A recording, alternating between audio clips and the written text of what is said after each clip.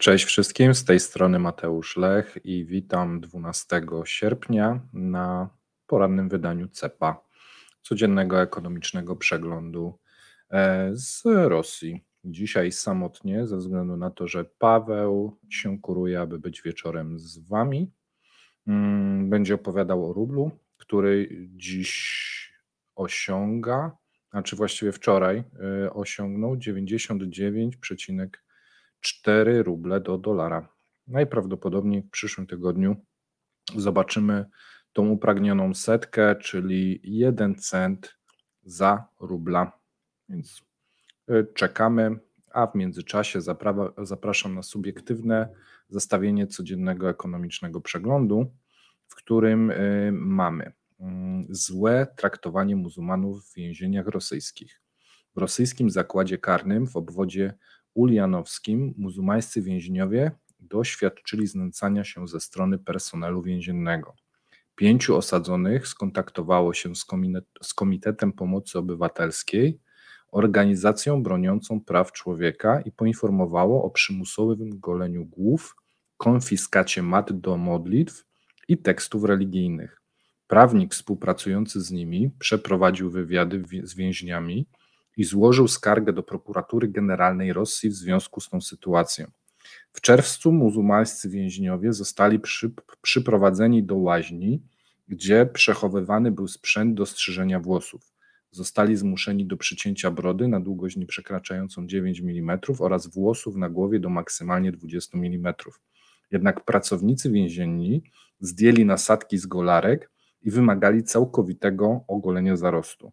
Jeden z więźniów odmówił wykonania tego polecenia, twierdząc, że naruszałoby to jego prawa. W odpowiedzi na to funkcjonariusz użył przemocy. Incydent ten doprowadził do bójki, w wyniku której jeden z więźniów odniósł rany kłute drutem między żebra. Po tym zdarzeniu więzień trafił do szpitala, gdzie przeszedł operację, a następnie został przeniesiony do innego zakładu karnego. Dlaczego ja uważam, że warto o tym powiedzieć? Dziś na stronie Ekonomia Rosji ukazał się mój artykuł pod tytułem Nadchodzi pokolenie bankrutów, część druga. Tu gorąco zapraszam do przeczytania, bo jest on pełen nowych danych i rzuca światło na wielkie problemy z kredytami wśród Rosjan. Więc gorąco polecam po tym odcinku. Wejdźcie na stronę ekonomiarosji.pl i zobaczcie, rzućcie okiem po prostu na ten artykuł. Jeżeli nie czytaliście pierwszej części, to jest tam link, więc warto byłoby to zweryfikować. I teraz tak, jeżeli społeczeństwo będzie biednieć, to będą wzrastały napięcia społeczne. Społeczeństwo rosyjskie jest bardzo podzielone pod względem etnicznym i religijnym. Nie wszystkie regiony, nie wszystkie grupy społeczne będą tracić równomiernie. Wtedy nastąpią pewne rozwarstwienia i mieliśmy w zeszłym roku takie wielokrotne przykłady na filmach z armii rosyjskiej, pokazane jak duże tarcia między Rosjanami, takimi wiecie, prawosławnymi, rasy białej, a resztą obywateli rosyjskich gdzieś z Dalekiego Wschodu, czy właśnie muzułmanów.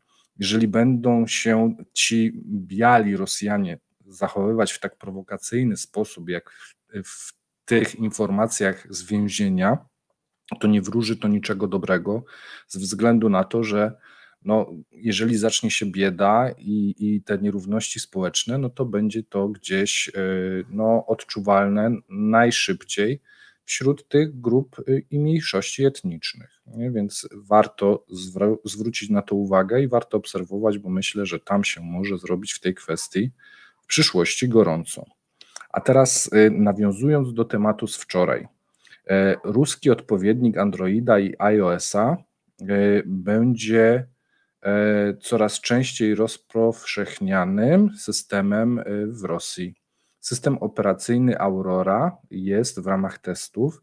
Szczególnie w Radzie Federacji dostarczono kilkadziesiąt takich urządzeń i będą one testowane.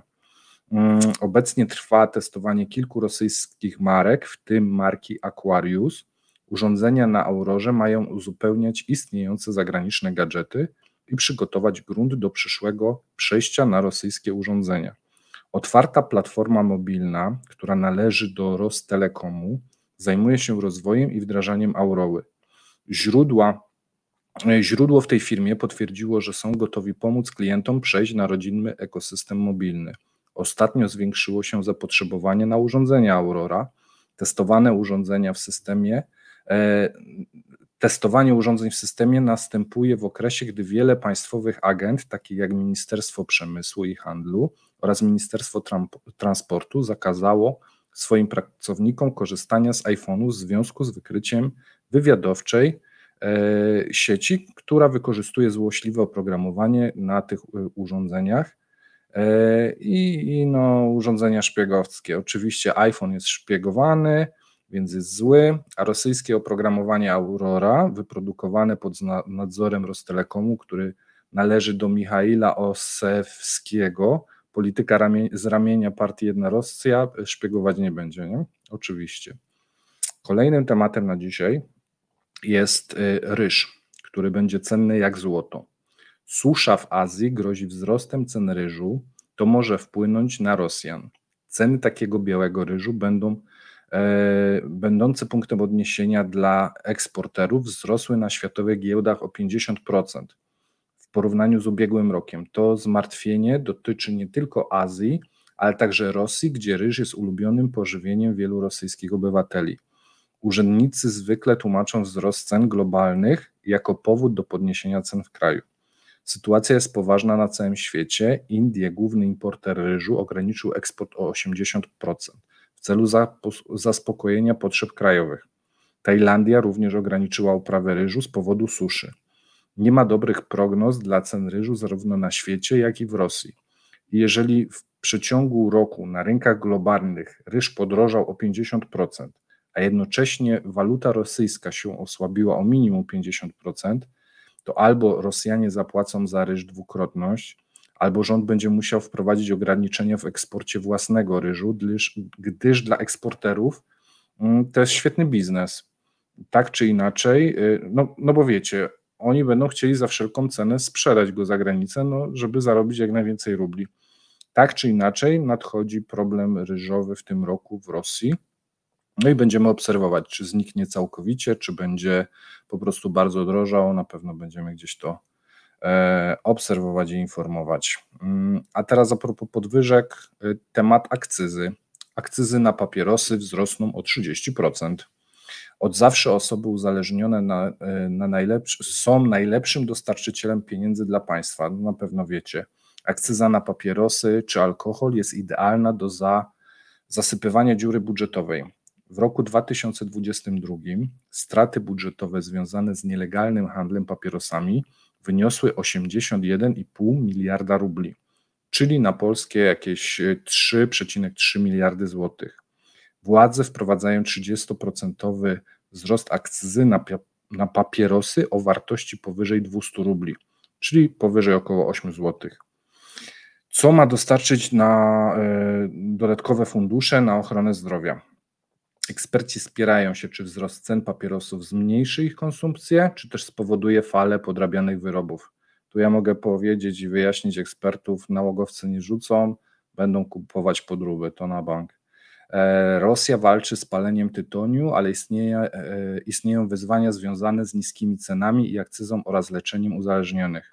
Podniesienie akcyzy o 30% może skutkować wzrostem cen papierosów o co najmniej 20 rubli za paczkę.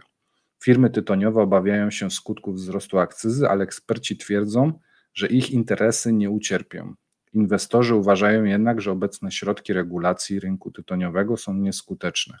Mój punkt widzenia, palaczy nie ubędzie, a jeżeli już, to będą to zmiany jakieś kosmetyczne. Wszyscy wybiorą raczej nielegalne, alternatywne dostawy, to dokładnie tak, jak robią to z alkoholem. Znów nabije to kieszenie grupom przestępczym czy przemytnikom, a cała podwyżka to wiecie, będzie, jeżeli podwyższacie w nieskończoność akcyzę, to ludzie zaczynają szukać zamienników i uciekają. Nie? Kolejną informacją na dziś jest to, że bank centralny ostrzega, że grozi im wyczerpanie funduszu opieki społecznej. Bank centralny podkreśla, że istnieje ryzyko wyczerpania płynnych środków z Narodowego Funduszu Dobrobytu i planowanie polityki budżetowej będzie musiało to uwzględniać. Kluczowym czynnikiem są dochody z ropy i gazu w latach 2023-2026, które mogą wpłynąć na stan Narodowego Funduszu Dobrobytu.